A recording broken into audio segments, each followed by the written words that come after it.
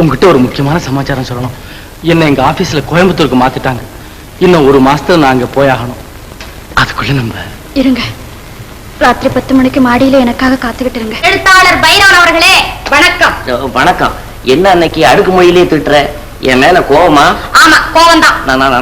எனக்கு என்ன தப்பு செய்தேன்? நீங்க செஞ்சிருக்கிற தப்புக்கு மன்னிப்பே கிடையாது. ஓஹோ, அங்க வந்துட்டியா? ஓ, புரிஞ்சு போச்சு. எங்கிட்டயே மறைக்க பாத்தீங்களே, நடக்குமா?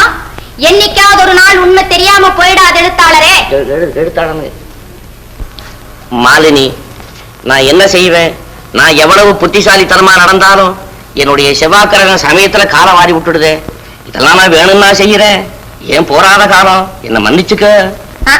இந்த ஆண்களே இப்படிதான், முதல்ல தப்பு செய்யறது அப்புறம் மன்னிப்புங்கிறதும். அட, ஏமா எல்லா ஆணையும் சொல்ற? என்ன மாதிரி மானத்துக்கு மரியாதை கொடுக்கறவன் தான் மன்னிப்பு கேட்கறான். எதுக்காக விஷயத்தை மறைக்கணும், மன்னிப்பு கேட்கணும்? அந்த நல்ல விஷயத்துல மட்டும் எனக்கு பங்கு இல்லையா என்ன? நல்ல விஷயமா? நீ எங்க வர்ற? ஒன்னும் தெரியாத பப்பா. நீங்க சொல்லலன்னாலும் நான் பேப்பர்ல பார்த்து தெரிஞ்சுக்கிட்டேன். பேப்பர்லயா? ஆமா, நாளைக்கு நம்ம ஊர்ல இந்த பைரவனுக்கு பாராட்டு விழா நடக்க போகுதுன்னு பேப்பர்ல கொட்டை எழுத்துல போட்டிருக்கு.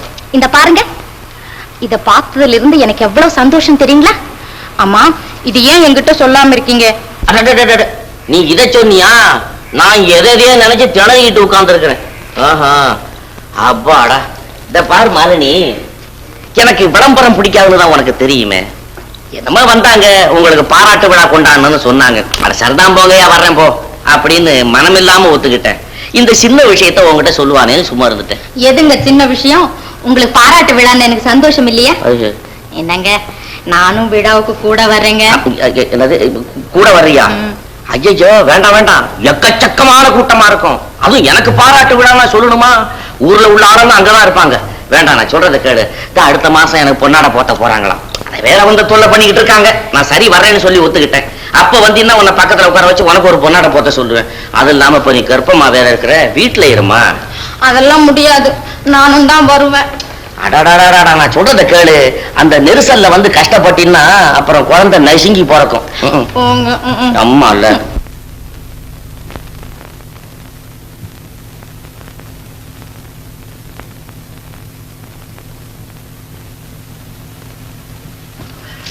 வசந்தி, உன் வருகையை தான் எதிர்பார்த்துக் கொண்டிருந்தேன். வசந்தி, என்ன முக்கியமான விஷயத்தை பற்றி என்னிடம் பேச வேண்டும் என்றால்? நம் திருமணத்தை பற்றியா? இல்லை, அக்காவின் திருமணத்தை பற்றி உங்களிடம் கலந்து ஆலோசிக்கவே வந்திருக்கிறேன். என்னிடமா? வரும் பார்த்து விட்டீர்களா? பார்த்து விட்டோம். திருமணம் நிச்சயமாகிவிட்டதா?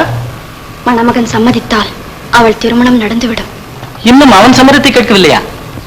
இதுவரையில் இல்லை, இனிமேல் தான் கேட்க வேண்டும்.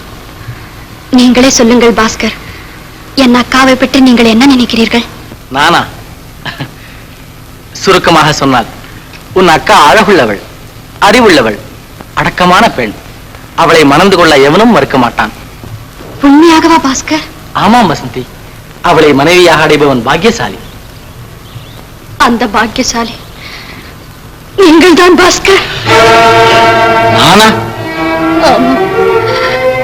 நீங்கள் தான் அவளை மணந்து கொள்ள வேண்டும். இனி என்னை மறந்துவிட வேண்டும். என்ன வசந்தி விளையாடுகிறாய்? இல்லை பாஸ்கர், விதி என்னோடு விளையாடிவிட்டது. கீதாவும் உங்களை காதலிக்கிறார். என்ன? நீங்கள் அவளை மனம் புரியாவிட்டால் அவளுக்கு வாழ்வே இல்லை என்று என்னிடம் சொன்னாள். அதை கேட்ட போது என் உள்ளம் சுக்கல் சுக்கலாக உடைந்தது. என் இன்ப கோட்டைகள் தகர்ந்தன. என் ஆசை கனவுகள் அடியோடு நாசமாயின. நீ அவளுக்கு என்ன பதில் சொன்னாய்? இதயத்தை கையில் பிடித்துக் கொண்டு சிந்தித்தேன். மனசாட்சியிடம் மண்டியிட்டு நீதி கேட்டு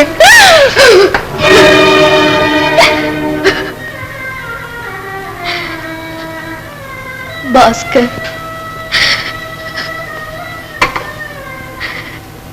8 வருடங்கள் எனக்காக ஓய்வின்றி உழைத்தவள், என்னை தன் கண்ணின் மணி போல் காப்பாற்றி வளர்த்தவள், என்னை சீராட்டியவள், பாராட்டியவள், தனக்கென்ன வாழாமல் எனக்காக வாழ்ந்தவள். என் ஆசைகளை நிறைவேற்ற தன் ஆசைகளை தியாகம் செய்த உத்தம பெண் அவர். தன் வாழ்க்கையிலேயே முதல் தடவையாக தான் விரும்புவதை கேட்கிறார். பாஸ்கர், நீங்களே சொல்லுங்கள், நீங்கள் இந்த நிலையில் இருந்தால் என்ன பதில் சொல்லுவீர்கள்? வசந்தி, நாம் ஒருவரை ஒருவர் நேசிக்கிறோம் என்று அவளுக்கு தெரியாதா? தெரியாது பாஸ்கர். தெரிந்திருந்தால் அவள் தன்னுடைய காதலை வெளியிடாமல் அதை தன் உள்ளத்தின் அடித்தளத்தில் புதைத்துவிட்டு உங்களை எனக்காக விட்டு கொடுத்திருப்பாள். அத்தகைய உயர்ந்த மனப்பான்மை கொண்டவள் அவள். வசந்தி, நம்முடைய காதலை பற்றி அவளிடம் தெரிவித்திருக்கலாமே வசந்தி. தெரிவித்திருக்கலாம். ஆனால் தன் மனதை திறந்து எண்ணத்தை வெளியிட்ட பிறகு நான் இதை சொன்னால் என்னை பற்றி அவள் என்ன நினைப்பாள்? தன் வாழ்விலை குறிக்கிடும் அஞ்சகி என்றுதானே அவள் உள்ளம் நினைக்கும். நன்றி மறந்தவள் என்றுதானே அவள் நெஞ்சம் துடிக்கும். அப்படியானால் நீ செய்த முடிவு? என் உயிரினும் மேலாக நேசித்த உங்களை, என் உள்ள கோவிலில் வைத்து பூஜித்த உங்களை அவளுக்கு அர்ப்பணம் செய்ய தீர்மானித்து விட்டேன் பாஸ்கர். முடியாது வசந்தி, முடியாது. உன் தீர்மானத்தை என்னால் ஒப்புக்கொள்ளவே முடியாது. உன்னை இழந்து ஒரு நிமிடம் கூட என்னால் வாழ முடியாது. வசந்தி, நம்மால் வளர்க்கப்பட்ட தூய காதலை நீ பறித்து விடாதே. உன்னால் உருவாக்கப்பட்ட அன்பு கோவிலை நீ இடித்து விடாதே. என்னை ஏமாற்றி விடாதே வசந்தி, ஏமாற்றி விடாதே. விதியின் வலிய கரங்களிலே என் பிஞ்சு உள்ளம் சிக்கி சீரழிந்து விட்டது. என் காதல் செத்து விட்டது பாஸ்கர். நான் உணர்ச்சியற்ற மரமாய், உள்ளமிழந்த கற்சிலையாய், உயிர் ஒன்றை தவிர அத்தனையும் இழந்துவிட்டு அபலையாகிவிட்டேன் பாஸ்கர். ஆகவே என்னை மறந்து விடுங்கள். என் அக்காவை ஏற்றுக்கொள்ளுங்கள். உங்களை மனமுடித்து வைப்பதாக அவளிடம் வாக்குறுதி அளித்து விட்டேன். தயவு செய்து அதை நிறைவேற்றுங்கள். அப்படியானால் நீ எனக்கு அளித்த வாக்குறுதி? என் கூட பிறந்தவளுக்காக அதையும் தியாகம் செய்து விட்டேன். வசந்தி, உன் அக்காவிற்காக இந்த மகத்தான தியாகத்தை நீ செய்யலாம். நான் எதற்காக செய்ய வேண்டும்? தேவையில்லைதான். ஆனால் இனி எக்காரணத்தை கொண்டு நான் உங்களை மணக்க முடியாத நிலையில் இருக்கிறேன். பாஸ்கர், என்னை மறப்பதற்காக நீங்கள் எவ்வளோ ஒருவளை மனம் புரியத்தான் போகிறீர்கள். அந்த எவ்வளோ ஒருவளாக ஏன் என் அக்கா இருக்கக்கூடாது என்றுதான் உங்களிடம் யாசிக்கிறேன். பாஸ்கர், என் அக்காவிற்கு சந்தோஷத்தையும் எனக்கு ஆத்ம திருப்தியும் அளிக்க வேண்டும் என்றுதான் உங்களை கேட்டுக்கொள்ளுகிறேன். என் மீது சுமத்தும் பாரத்தை என்னால் தாங்க முடியாது வசந்தி. எதையும் தாங்கும் இதயம் வேண்டும் என்று நீங்கள் அடிக்கடி சொல்லுவீர்களே, அதற்காக கொண்ட ஆசைகளையும் கண்ட கனவுகளையும் நிர்மூலமாக்கிக் கொள்வதா? ஆசைக்காக வாழாமல் கடமைக்காக வாழ்பவள் தானே பெண். அந்த இனத்தில் நான் பிறந்து விட்டேனே, அந்த பெண்மைக்கு நான் மதிப்பு கொடுக்க வேண்டும். இந்த மாபெரும் தியாகத்தினால் உனக்கு யாராவது சிலை வைத்து கும்பிட போகிறார்களா? மனசாட்சியை மதித்து வாழ்பவர்களுக்கு அந்த புகழ் தேவையில்லை. பாஸ்கர், என் கோரிக்கையை நிறைவேற்றினால் என் வாழ்நாள் முழுதும் உங்கள் நினைவோடு வாழ்வேன். நான் சாகும் போது உங்கள் நினைவோடு சாவேன். சொல்லுங்கள் பாஸ்கர், சம்மதம் என்று சொல்லுங்கள் பாஸ்கர். ஐயோ வசந்தி, என்னை சித்திரவதை செய்கிறாயே. பாஸ்கர், என் கண்ணீரால் உங்கள் பாதங்களை கழுவுகிறேன். உங்கள் அன்பிலே தூய்மை இருந்தால், உங்கள் இதயத்திலே இரக்கம் இருந்தால், உங்கள் உள்ளத்திலே கருணை இருந்தால், அழிந்து போகும் ஒரு குடும்பத்தை காப்பாற்றுங்கள் பாஸ்கர். வசந்தி, உன் கண்ணீருக்கு காணிக்கையாக என் வாழ்வையை அர்ப்பணிக்கிறேன். நீ என்னை வென்று விட்டாயம்மா, வென்று விட்டாய். பாஸ்கர், என்னை பெற்ற தாயை விட, என்னை படைத்த தெய்வத்தை விட மேலான தெய்வம், கண் கண்ட தெய்வம் நீங்கள் தான் பாஸ்கர்.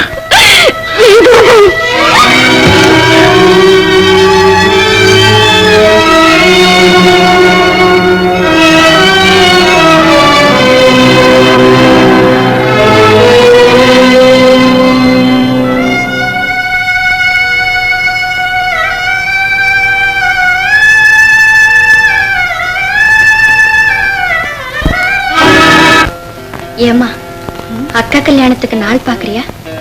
ஆமாம்மா. அம்மா, ஒரு சின்ன விஷயம். என்னம்மா? நம்ம வீட்டு மாடியில குடியிருக்காரு பாஸ்கர். அவரை பத்தி நீ என்னம்மா நினைக்கிறே? அங்கமான பிள்ளைய அக்காவுக்கு மாப்பிள்ளைய பார்த்தா என்னம்மா? அது சரி, அந்த புள்ள சம்மதிக்கணுமே. அக்கா ரொம்ப அதிர்ஷ்டக்காரி ஆகையினாலே அவர் கண்டிப்பா சம்மதிப்பார். எதுக்கு நாமே கேட்டு பாப்போமே. சரிம்மா. அம்மா, அவரே வர்றாரு, கூப்பிட்டு கேளு. தம்பி, இங்க வாயே. என்னம்மா? உட்கார் தம்பி. வேற ஒண்ணும் இல்ல, டெல்லியில உங்க மாமா இருக்காரு, நீ அவர் விலாசம் கொஞ்சம் வேணும் தம்பி. முதல்ல இவர் சம்மதத்தை தெரிஞ்சுக்கிட்டு தானே மாமாவுக்கு எழுதணும். சம்மதமா?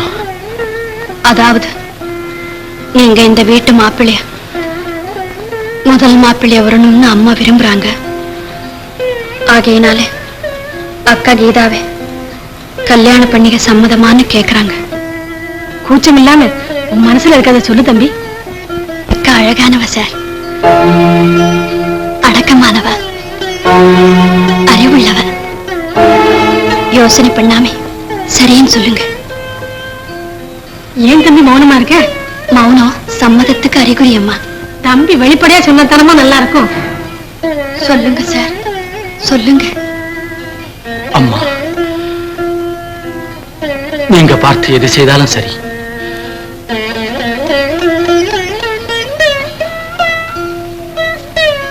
அம்மா, சீக்கிரமா கல்யாணத்துக்கு ஏற்பாடு பண்ணமா. வசந்தி அக்கா, நீ ரொம்ப அதிர்ஷ்டக்காரி. உன்னை நான் மனப்பூர்வமா பாராட்டுறேன்.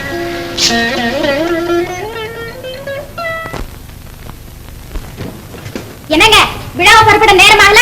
புறப்படுங்க சீக்கிரம். புறப்படுங்க. ஆஹா, இன்னைக்கு உங்க ட்ரெஸ் ரொம்ப அழகா இருக்குங்க. ஏங்க, இன்னைக்கு உங்களை நிறைய போட்டோ எடுப்பாங்கல்ல? எனக்கு ஒரு 4-5 போட்டோ வாங்கிட்டு வந்து கொடுங்க. அவனை எல்லாம் போய் பிச்சைக்காரத்தனமா கேட்டுக்கிட்டு பத்திரிக்கையில எவ்வளவு வரும், அதை வெட்டி வச்சுக்கிட்டா போகுது. அது சரி, இன்னைக்கு மேடையில பேசுறதுக்கு ஏதாவது பிளான் பண்ணி வச்சிருக்கீங்களோ? ஐயோ, காலையில இருந்து அதே பிளான் தானே, மண்டையை உடைச்சுக்கிட்டு இருக்கேன். அப்படியா? இந்தாங்க. இதோ புறப்படுங்க. என்னங்க, கொஞ்சம் இருங்க. அச்சோ, எங்க ஓடுறா? அட பைரவா, இவ்வளவு நாளா என்ன காப்பாத்துற மாதிரி இந்த நேரமே என்ன காப்பாத்திடுறா பைரவா. எங்க இப்படி கொஞ்சம் திரும்புங்க. என்ன மாலினி, ஆராய்ச்சி எல்லாம் எதுக்கு? நான் என்ன யுத்தத்துக்கா போறேன்? சேச்சே, என்னங்க இது? நல்ல காரியத்துக்கு போகும்போது இப்படி எல்லாம் பேசுறீங்க. நானா பேசுறேன், அது தானா வருது. ஆமா, இவங்க ஏன் கார் அனுப்பல? யாரு கார் அனுப்பல? அதான் இந்த விழா ஏற்பாடு பண்ணாங்களே. ஆமா, ஏன் அனுப்பல? என்ன தைரியம்? என்ன அனாவசியத்தை பாத்தியா? போகாம இருந்துருவோம், வா சொல்றேன். ஐயா, இதுக்காக விழா போகாம இருக்கலாமா? ஒரு டாக்ஸி வச்சுட்டு போயிடுங்க. டாக்ஸி இல்லையா? எனக்கு இருக்கிற பேருக்கும் புகழுக்கும் நான் டாக்ஸில போனா என்ன மதிப்பாங்களா? அடி பைத்தியக்காரி, போனா சொந்த கார்ல போகணும், இல்ல சிம்பிளா போகணும். இப்ப நான் இருக்கிற நிலைமைக்கு எப்படி போக முடியும்? சிம்பிளா போறேன். சரி, சீக்கிரமா புறப்படுங்க, நேரம் ஆகுது. புறப்படுறேன். என்ன இது புறப்படுறேன் நின்னுட்டே இருக்கீங்க? புறப்படுங்க சீக்கிரமா. வேற ஒண்ணு இல்ல, அவ்வளவு பெரிய கூட்டத்துல நான் ஒண்டி எப்படி சமாளிக்கிறதுன்னு ஃபீல் பண்ணிக்கிட்டு இருக்கிறேன்.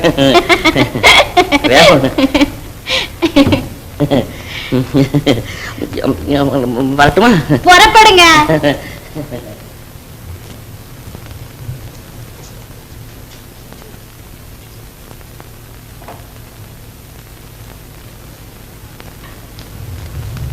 என்ன மாலினி, என்ன மட்டும் சீக்கிரம் வர சொல்லிட்டு நீ இன்னும் ரெடி ஆகலையே? அவர் இப்பதான் போயிட்டு இருக்கிறாரு. சீக்கிரம் வா, போலாம்.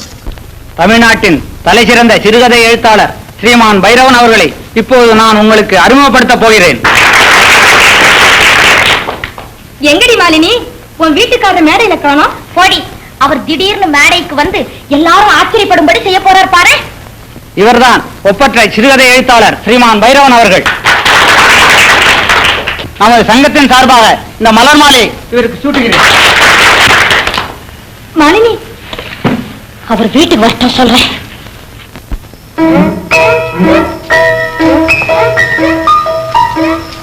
மாலை எஞ்சிட்டு என்ன விளப்பா? வருவாய், இந்த ஆளை விடு, கொண்டா சீக்கிரம்.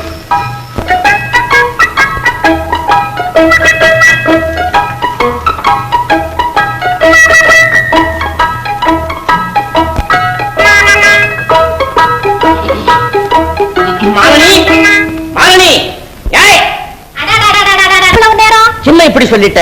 கூட்டம் முடிஞ்சு நான் பாட்டுல வந்துட முடியுமா? வெளியூர்ல இருந்து பெரிய பெரிய தலைவர்கள்லாம் வந்திருந்தாங்க. என்ன சார் கூட்டம் முடிஞ்சு நீங்க பாட்டுல புறப்பட்டீங்க? ஒரு வார்த்தை பேசப்படாதான்னு கெஞ்சினாங்க. நான் உடனே என்ன பண்ணேன், அவங்க கிட்ட எல்லாம் ஒரு 4 வார்த்தை பேசிட்டு வரதுக்கு கொஞ்சம் டைம் ஆகி போச்சு. ரொம்ப கூட்டமா? அட்டு எப்பா, எக்கச்சக்கமான கூட்டம், எக்கச்சக்கமான கூட்டம். எள்ளு போட்டா எள்ளு எடுக்க முடியாது. பலமான வரவேற்புன்னு சொல்லுங்க. அதை ஏன் கேட்கிறப்போ, மேடை அலங்காரம் என்ன, தோரணங்கள் என்ன, அந்த செட்டப் என்ன, அவ்வளவு நல்லா இருந்தது. அவ்வளவு பெரிய கூட்டத்துல ஒரே ஒரு பூ மாலை தான் போட்டாங்களா? என்ன இப்படி கேக்குற? நீ அங்க வந்திருந்த மேடையில என்ன பாத்திருக்க முடியாது. ஏன் ஓரமா நின்னீங்களா? ஆரியோ பைத்தியக்காரியா இருக்கிற. பூ அள்ளி கொட்டி மாலையை போட்டு என் முகத்தையே மறைச்சிட்டாங்கன்னு. அந்த பூ மாலை எல்லாம் எங்க? ஏன் அதெல்லாம் அள்ளிட்டு வரணும்? அதெல்லாம் கொண்டாடுறதா இருந்தாக்கா 4 லாரி வேணும். ஏதோ போயிட்டு வந்த ஞாபகார்த்தமா ஒண்ணு ஆமா, உங்களை யாரும் புகழ்ச்சியா பேசலையா? ஏன் பேசல? நல்லா இருக்குது. இந்த ஊர் சேர்மன் திடீர்னு எழுந்தாரு. இவர் கலை பொக்கிஷம்னாரு. சார் இருங்க என்ன ஒண்ணு புகழ்ந்து பேசாதீங்க, அது எனக்கு பிடிக்காது. நீங்க சப்ஜெக்ட்டுக்கு வாங்க. ஓ ஐ அம் சாரி அப்படின்னு ஒத்துக்கிட்டாரு. அது மட்டுமா, கமிட்டி தலைவர் அவர் எழுந்தாரு. பைரவன் சேவை நாட்டுக்கு தேவைன்னு அடிச்சு விட்டாரு. இருங்க அதெல்லாம் வேண்டாம், நீங்க விஷயத்தை சொல்லுங்க.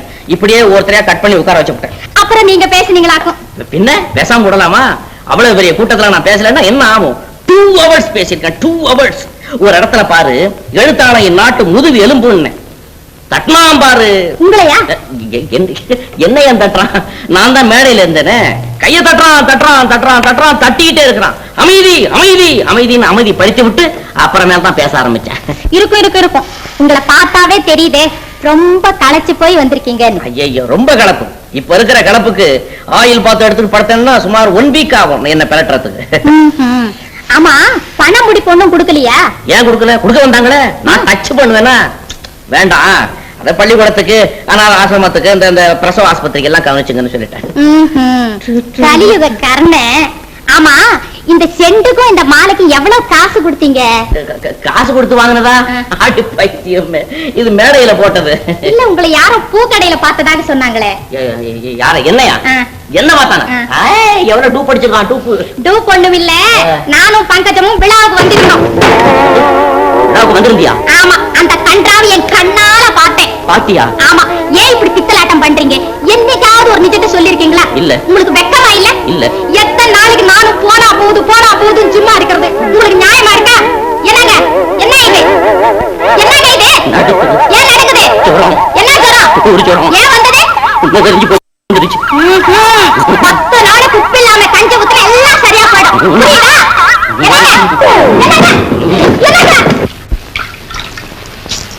அம்மா, இதுல ஒரு கையொப்பம் போடுமா. எதுக்குமா? அக்காவோட கல்யாணத்துக்கு பணம் வேணும் இல்லையா, அதுக்காக நம்ம வீட்டை பேங்க்ல அடமானம் வைக்கணும்.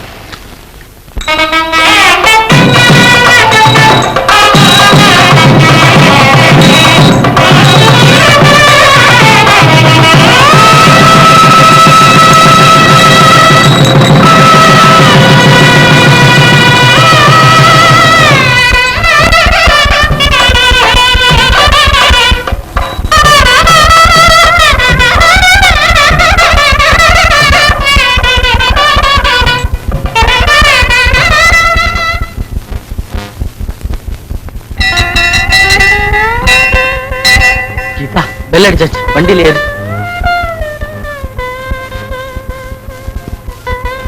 அக்கா, என்ன மறந்துட மாட்டியா? என்ன வசந்தி இப்படி சொல்ற? நான் அடிக்கடி லெட்டர் எழுதுவேன், நீயும் தவறாம எழுதணும். என்ன? போயிட்டு வர்றேன் வசந்தி. போயிட்டு வாங்க.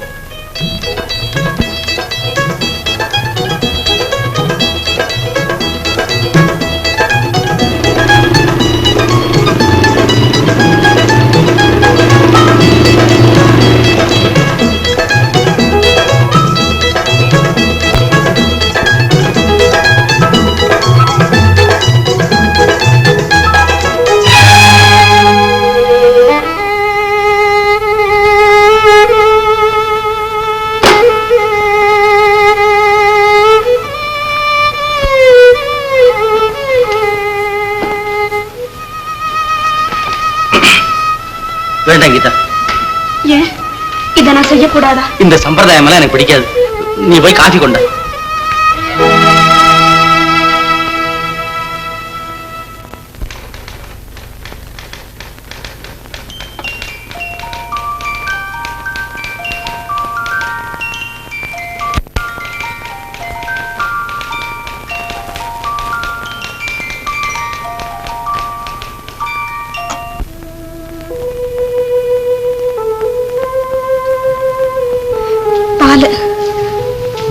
வேண்டாம் கீதா. உடம்பு சரியில்லையா? உடம்புக்கு என்ன கேடு? எல்லாம் சரியா தான் இருக்கு. உண்மையை சொல்லுங்க. என்ன கண்டா உங்களுக்கு பிடிக்கலையா? கீதா, இனம் புரியாத வேதனையினால நான் அவதிப்பட்டு இருக்கேன். தயவு செய்து நீ அதை அதிகப்படுத்தாதே. என்ன மன்னிச்சிடுங்க. ஏதோ தெரியாம கேட்டேன்.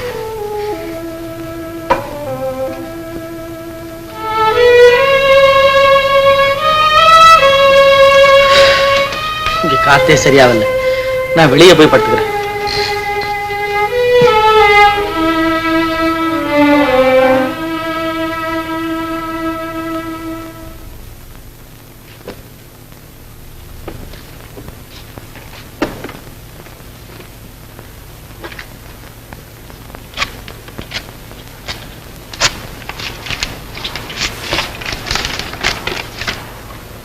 அன்புமிக்க வசந்தி,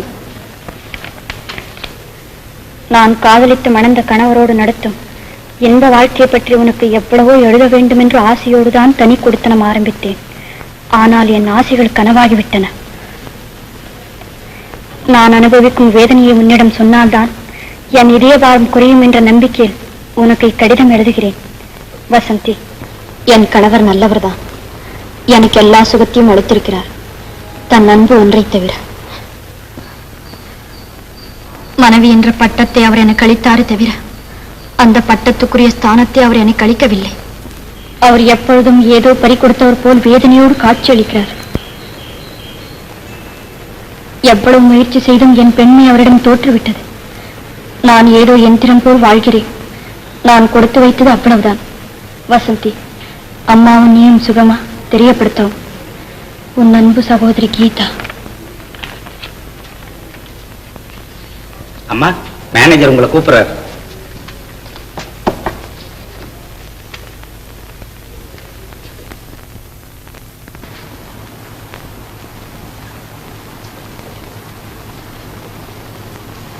கூப்பிட்டீங்களாமே? உட்கார் வசந்தி. வசந்தி, உன்கிட்ட ஒரு முக்கியமான விஷயம் பேசணும். சொல்லுங்க. ஆபீஸ் விஷயம் இல்ல, என் சொந்த விஷயம். என்ன? நான் எது சொன்னாலும் நீ கோச்சிக்க மாட்டியே? எனக்கு எப்பவுமே கோவம் வராது. வசந்தி, நீ என்ன தப்பா நினைச்சாலும் சரி, இனிமே என்னுடைய எண்ணத்தை உனக்கு தெரிவிக்காம இருக்க என்னால முடியாது. வசந்தி, நான் உன்னை மனப்பூர்வமா நேசிக்கிறேன். உன்னுடைய எண்ணத்தையும் தெரிஞ்சுக்க நான் ஆசைப்படுறேன். மன்னிக்கணும், தயவு செய்து என்னை குழப்பாதீங்க.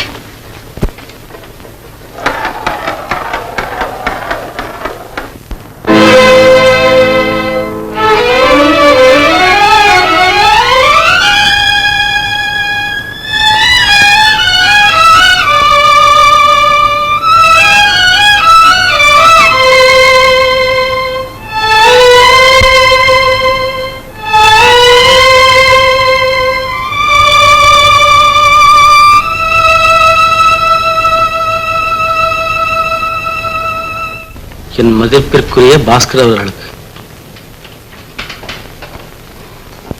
வணக்கம். அறிவிலும் ஆற்றலிலும் சிறந்தவரான உங்களுக்கு இக்கடிதம் எழுத நேர்ந்ததை குறித்து வருந்துகிறேன். பிரகாசமாக எரியும் அகல் விளக்கு மங்கும் போது அதற்கு தூண்டுகோல் அவசியம் அல்லவா?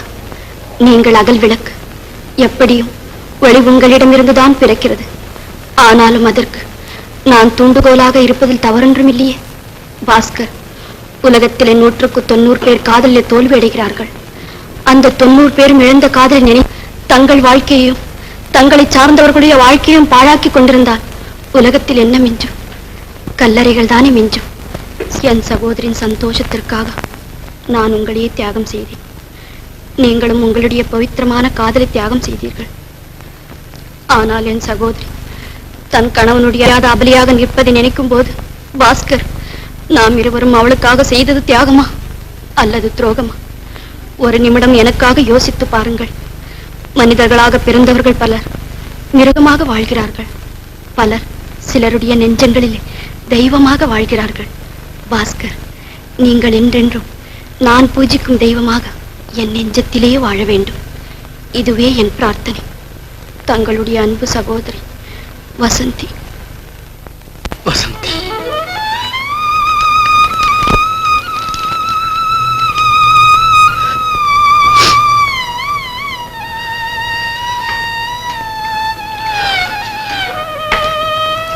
கீதா, இவ்வளவு நாளா நான் உன் மனசை ரொம்ப புண்படுத்திட்டேன் இல்ல? அப்படியெல்லாம் சொல்லாதீங்க. கீதா, இத்தனை நாளும் நான் கண்ணிருந்தும் குருடனாக வாழ்ந்தேன். ஆனா அறிவுங்கிற தெய்வீக ஒளி இன்னைக்கு என் கண்களை திறந்தது. இனிமே நம்ம இல்லற வாழ்க்கை செழிப்படி, நம்ம வீட்டுல இன்பம் தவழும். நாம் ஆதர்ச தம்பதிகளாக வாழ்வோம். கீதா,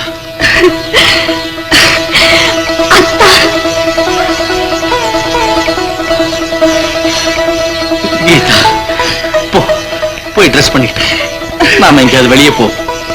போ கீதா. ஒரு நிமிஷத்துல வந்துடுறேன்.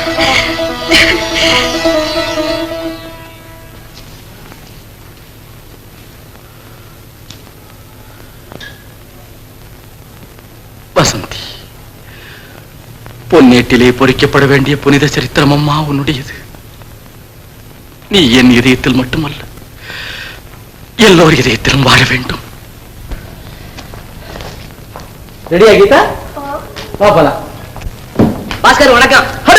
தப்பத்தி வா, வாங்கம்மா. இது உங்க குழந்தையா? கீதா, இவன் யாருன்னு உனக்கு தெரியுமில்ல? ஓ, தெரியுமே. யாரு? வந்து கஜேந்திரன் கம்பெனியில ஐயோ, அதெல்லாம் உண்மை சொல்ல மாட்டேங்கானே. கீதா, இவன் முன்னெல்லாம் டூ பறந்துட்டு இருந்தான். அப்ப அதுதான் எனக்கு பழப்பா இருந்தது. அம்மா, இப்ப தெரிஞ்சுக்க வேண்டிய ஒரு முக்கியமான விஷயம், இவன் என்னுடைய சகதர்மினி, பேரு மாலினி. என்னடா அது மாலைங்கைமா வந்திருக்கிற? ஏய், அப்படி இல்ல. இரு, எனக்கு இருக்கிற மாலை ஏன்னா மாலை போட விட மாட்டேங்கிறானே. சும்மா இருப்பானா? இந்தா. எதுக்குடா? ஒன்னாலதான் எனக்கு அவளுக்கு டீ கம்பெனில வேலை கிடைச்சது. அந்த நந்தியை சொல்லிட்டு போலான்னு வந்த, வேற ஒண்ணு இல்ல. வர்றேன். இருடா. டீ கம்பெனி கல்ட்டா கொடுத்து வெளியே தள்ளி போடுவான். சரிடா, உனக்கு டீயே கொடுக்க சொல்றேன். உட்கார்ந்து நேரம், நான் டியூட்டியில போறேன். என்ன டியூட்டியா?